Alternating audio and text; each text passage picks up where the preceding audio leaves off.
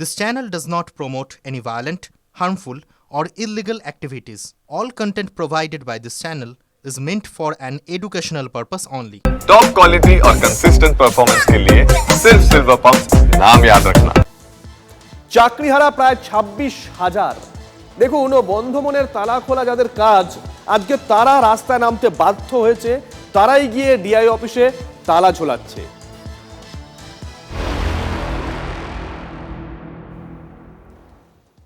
মুখ্যমন্ত্রী যোগ্যদের পাশে থাকার আশ্বাস দিল, সন্তুষ্ট নন বহু চাকরিহারা। গতকালের পর আজও ডিআই অফিসে তালা ঝুলিয়ে বিক্ষোভ দেখাবেন চাকরিহারারা। 2016 প্যানেলে অন্তর্ভুক্ত যোগ্য শিক্ষক শিক্ষিকা অধিকার মঞ্চের পক্ষ থেকে কর্মসূচি নেওয়া হয়েছে। এই মুহূর্তে আপনাদেরকে আমরা সেই ছবি দেখাচ্ছি, মেদিনীপুরের ছবি। দেখুন,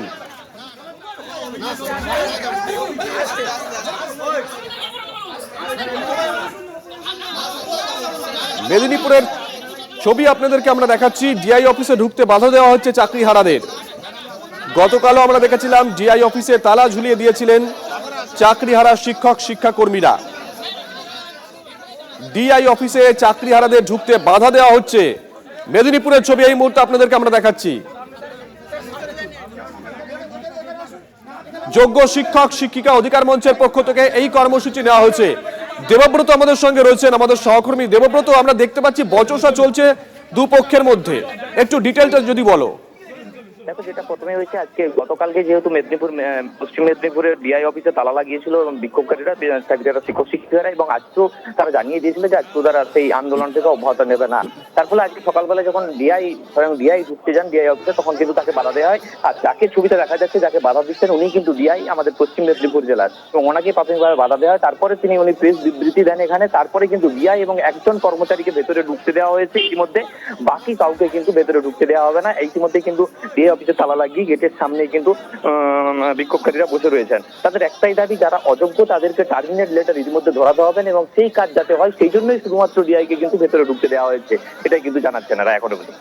আমরা এই মুহূর্তে যে ছবি দেখাচ্ছি, ডিআই কে ধাক্কা মেরে বের করে দেওয়ার চেষ্টা, তালা মেরে প্রতিবাদ, ডিআই অফিসের বাইরে উত্তেজনা। মেদিনীপুরের ছবি আপনাদেরকে আমরা দেখাচ্ছি। গতকালও কার্যত একই ছবি আমরা দেখেছিলাম। ডিআই অফিসে তালা ঝুলিয়ে দিয়েছিলেন সদ্য চাকরিহারা শিক্ষক শিক্ষাকর্মীরা।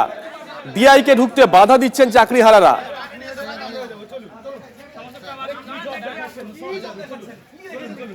যারা যোগ্য বৈধ পরীক্ষার মাধ্যমে চাকরি পেয়েছেন তাদের সঙ্গে অবিচার হয়েছে। আমরা চাই সুবিচার, এবং সেটা কোর্টের মাধ্যমেই হবে, সরকার সেটা মানতে হবে। তাদের আন্দোলন করার অধিকার আছে, সে ডিআই অফিস হোক, এসএসসি অফিস হোক, এমনকি নবান্নেও তারা মারার অধিকার আছে ওদের।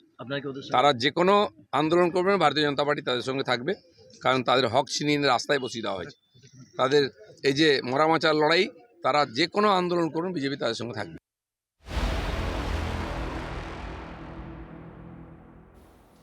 আর এবার এই ইস্যুতে বিজেপি ও সিপিএম কে কাঠগড়ায় তুলে পথে নামছে শাসক দল। কলেজ স্কোয়ার থেকে ধর্মতলা পর্যন্ত মিছিলের ডাক দিয়েছে টিএমসিপি। কলকাতা, হাওড়া, 2 24 পরগনা, হুগলি থেকে ছাত্র যুবরা যোগ দেবেন এই মিছিলে। 11ই এপ্রিল ব্লকে ব্লকে প্রতিবাদ মিছিলের ডাক দেওয়া হয়েছে।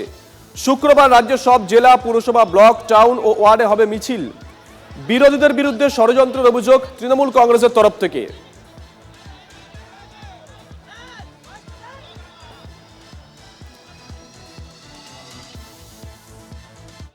এই ষড়যন্ত্রের বিরুদ্ধে তৃণমূলের ছাত্র যুবদের একটি বিরাট মিছিলের নির্দেশ দিয়েছেন রাজ্য সভাপতি সুব্রত বক্সী, এবং আগামী 9ই এপ্রিল বিকেল 3টে থেকে আগামী 9ই এপ্রিল বিকেল 3টে থেকে কলেজ স্কোয়ার টু ধর্মতলা তৃণমূলের ছাত্র যুবরা এ বিষয়ে প্রতিবাদ জানিয়ে, এই চাকরি খাওয়ার রাজনীতির প্রতিবাদ জানিয়ে ছাত্র যুবদের মিছিল হবে।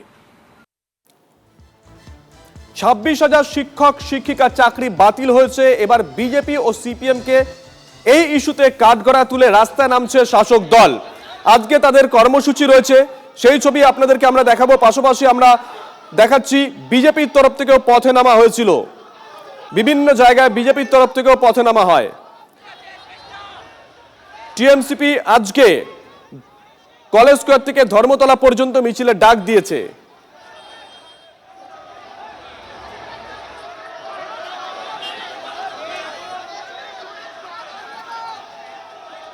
আমরা একই সঙ্গে দুটো ছবি আপনাদেরকে দেখাচ্ছি।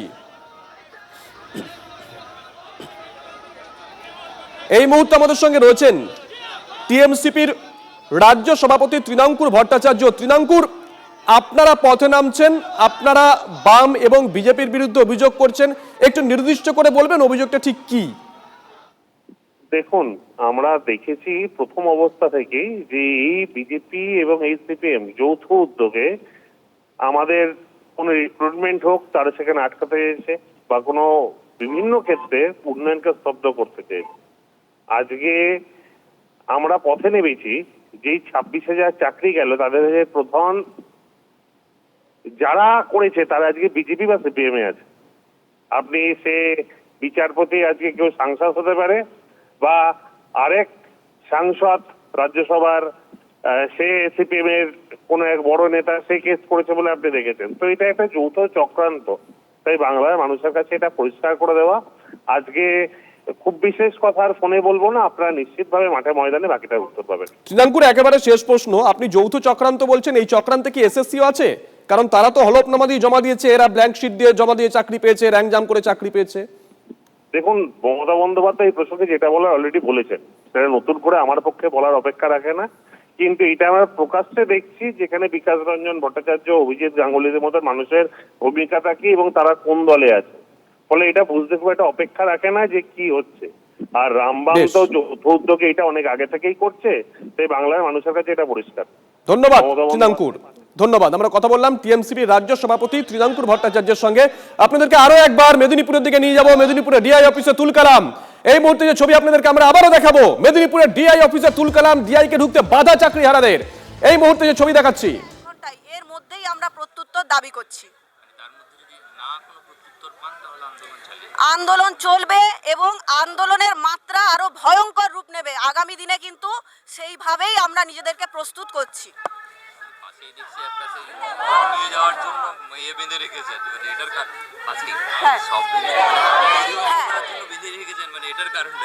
মৃতদেহ আমাদেরকে দেখছেন, আমরা নিজেরাই লাশে পরিণত হয়েছি। আমরা পর্ষদ, সরকার আর কমিশনকে এখন লাশের থেকে আর বেশি কিছু মনে করছি না, কারণ যোগ্য হয়ে আমাদেরকে যদি এইভাবে নিজেদের দায়িত্ব পালন না করে পথে নেমে যেতে হয়, তাহলে আমরা লাশ ছাড়া আর অন্য কি? লাশ ছাড়া আমরা লাশ প্রতীকী স্বরূপ আমরা তার ব্যবস্থা করে রেখেছি। আন্দোলনের পরবর্তী পদক্ষেপ কিন্তু সেটাই হবে। আমার নাম অঙ্কনা দাস, আমি কাপগাড়ি সেবা ভারতী বিদ্যায়তন ঝাড়গ্রামের টিচার, রসায়ন বিভাগ।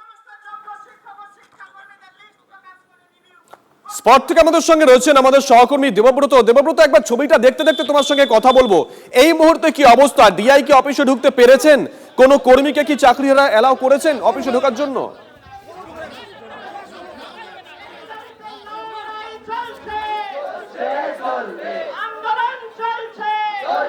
দেবব্রত, শুনতে পাচ্ছ?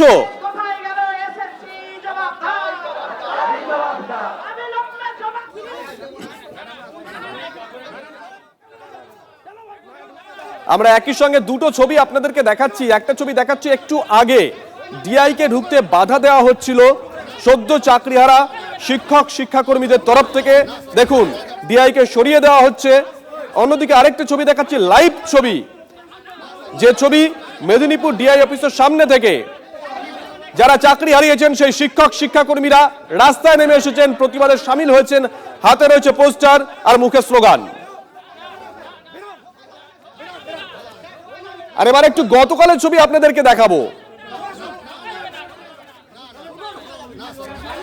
গতকালের ছবি, ডিআই অফিসে তালা ঝুলিয়ে দেয় চাকরি হারারা। গতকালের ছবি আপনাদেরকে আমরা দেখাচ্ছি, পাশাপাশি আজকে লাইভ ছবিও দেখাচ্ছি, দুটো ছবি একসঙ্গে। দেবব্রত আমাদের সঙ্গে রয়েছেন স্পট থেকে, দেবব্রতর কাছে যাব। দেবব্রত, একটু আগে আমরা দেখাচ্ছিলাম, একদিকে লাইভ ছবি দেখাচ্ছিলাম যেটা তোমরা পাঠাচ্ছ, অন্যদিকে ডিআই কে ঢুকতে বাধা দিচ্ছিলেন সদ্য চাকরিহারা শিক্ষক শিক্ষাকর্মীরা। ডিআই কি ঢুকতে পেরেছেন? তাকে কি অ্যালাউ করা হয়েছে নাকি ফিরে গেছেন?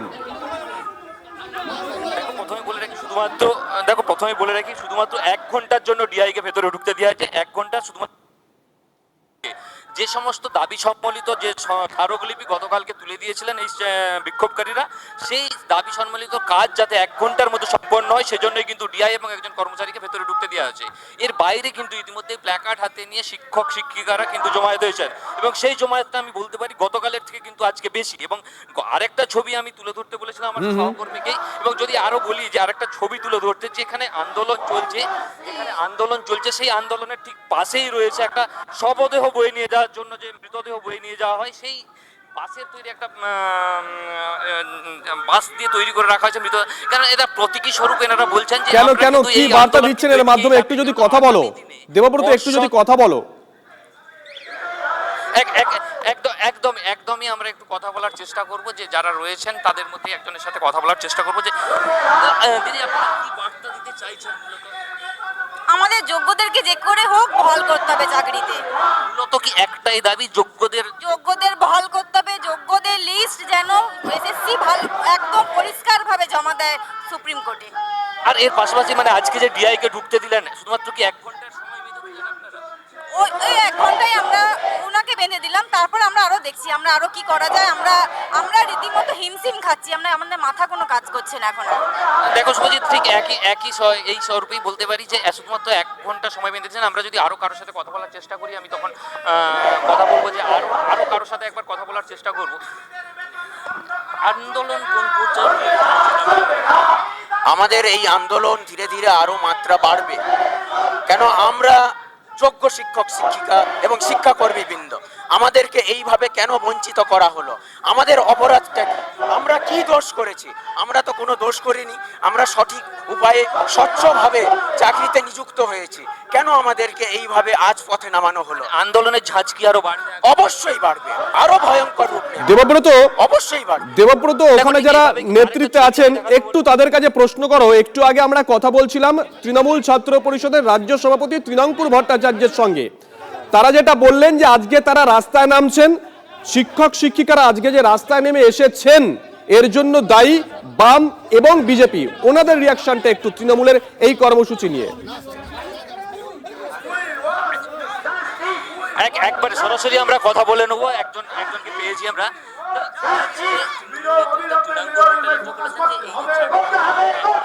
তার জন্য নাকি বাম এবং বিজেপি দায়ী, কি বলবেন বিষয়টা? ওনার জানা উচিত যে এর প্রাথমিক শুরু হয়েছিল এসএসসির দুর্নীতির মধ্য দিয়ে। এই এসএসসির দুর্নীতির সঙ্গে রাজ্য সরকার প্রত্যক্ষভাবে জড়িত, কারণ আপনারা দেখেছেন 7 তারিখে মুখ্যমন্ত্রী যোগ্যদের সাথে সাথে অযোগ্যদের বাঁচানোর জন্য তিনি লড়াই চালাবেন বলেছেন। ফলে উনি কি করে বলেন যে এর জন্য বাম বিজেপি দায়ী? এটা কোনোভাবেই সম্ভব নয়।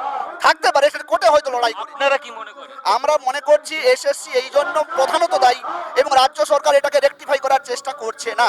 তৃণমূলের আন্দোলনটাকে কিভাবে দেখছেন ওনারা? দেবব্রত, সরাসরি জিজ্ঞাসা করো। যোগ্যদের সাথে সাথে অযোগ্যদেরও দেখে দেব কি করে। একদমই তৃণমূল আজকে রাস্তায় নামছে, তৃণমূলের এই আন্দোলনকে কিভাবে দেখবেন আপনারা? তৃণমূল কোন দাবিতে আন্দোলন নামছে সেটা আমার জানা নেই, আপনার কাছ থেকে প্রথম শুনলাম।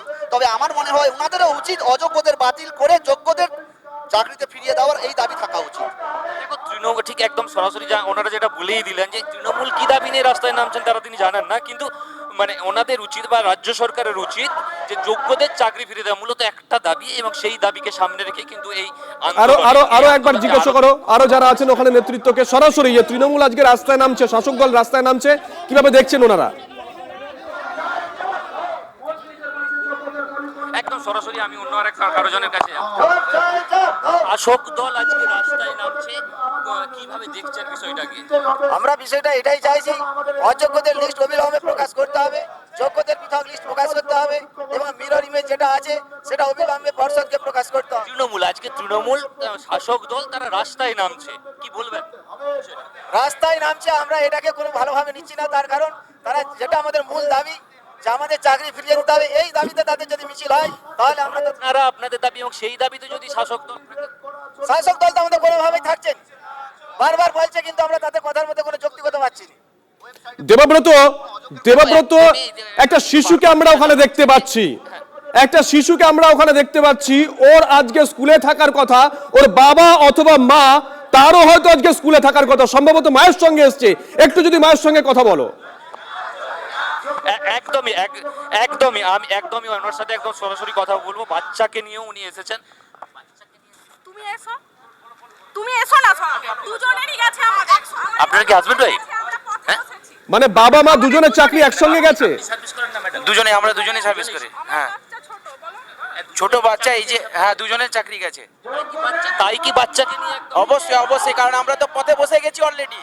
তো আমাদের যদি চাকরি না ফেরত দেয়, এই যে ভবিষ্যৎ, এই ভবিষ্যৎ বা আগামীর ভবিষ্যৎ বা যে মাননীয়া তার ভবিষ্যৎ কি ঠিক থাকবে, সেটাই হচ্ছে প্রশ্ন। আমাদের ভবিষ্যৎ ফিরিয়ে দিক, আমাদের সন্তানদের ভবিষ্যৎ ফিরিয়ে দিক, এবং আমাদের আগামী প্রজন্মের যে ভবিষ্যৎ সেটা সুরক্ষিত করার জন্য মাননীয়কে এগিয়ে আসতে হবে। ওএমআর ইমেজ যেটা সেটা প্রকাশ করতে হবে অবিলম্বে, আর টার্মিনেশন লেটার দিতে হবে। আমাদের সসম্মানে আমাদের যে কর্মস্থলে ফিরে যেতে হবে। আমাদের ওপরের তলায় আকাশ নয়, আমাদের ওপরের তলায় থাকবে ছাদ, স্কুলের ছাদ, যার নিচে বসে আমরা ছাত্রছাত্রীদের শিক্ষা দিতে পারবো। সেই ব্যবস্থা যেন অবিলম্বে করা হয়। আমরা এরকম দিনের পর দিন কিন্তু লাগাতার আন্দোলন চলবে। আজকে ডিআই অফিস, পরের দিন বাস স্ট্যান্ড, পরের দিন রেল স্টেশন, পরের দিন সরকারি যত অফিস আবাদল আছে সব কিন্তু আস্তে আস্তে করে দাউ দাউ, এই রোদের আগুন নয়, সত্যি সত্যি আগুনে পুড়ে জ্বলে ছারখার করে দেবো আমরা।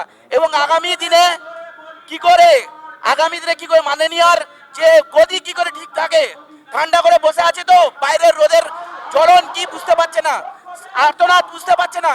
কাদের না যোগ্যদের, যারা চাকরি ছিনিয়ে নিল আজকে 7 বছর চাকরি করার পর, যারা আজকে শাসক দল রাস্তায় নামছে, দেবব্রত, শাসক দল রাস্তায় নামছে। একটা আশ্বাস আছে, কিন্তু আমরা যেই বাবা মা বাচ্চাটাকে নিয়ে রাস্তায় নেমে এসেছে তাদেরকে একটু জিজ্ঞাসা করো, শাসক দল আজকে রাস্তায় নামছে বলছে। শাসক দল রাস্তায় নামছে, কি বলবেন? শাসক দল রাস্তায় নামছে এটাকে শুধু ভাউতাবাজি করার জন্য, শুধু মোড়টাকে ঘোরানোর জন্য। আসল যে যার উপর শিক্ষা একটা জাতির মেরুদণ্ড, যার উপর দাঁড়িয়ে আমরা কি করছি, আমরা লড়াই করছি, সেই মেরুদণ্ডটা এখন থেকে মানে খুব ভালোভাবেই ভেঙে দেওয়ার চেষ্টা করছে, যার জন্য এই সরকার দায়ী। এবং আমরা নজর রাখবো দেবব্রত, আমরা নজর রাখবো। বাবা মা দুজনেই চাকরি হারিয়েছেন, বাচ্চাকে নিয়ে রাস্তায় নেমে এসেছেন, তারা বলছেন আমরা তো আক্ষরিক অর্থেই রাস্তায় পড়ে গেছি, কি করব, আমরা রাস্তায় নামতে বাধ্য হয়েছি। পাশাপাশি রাজ্যের শাসক দল আজকে রাস্তায় নামছে, তাদের কর্মসূচির দিকে নজর থাকবে আমাদের, কিন্তু এই কর্মসূচিকে চাকরি হারালে যে খুব একটা ভালোভাবে নিচ্ছেন না, সেটাও তারা পরিষ্কার ক্যামেরার সামনে জানিয়ে দিয়েছেন।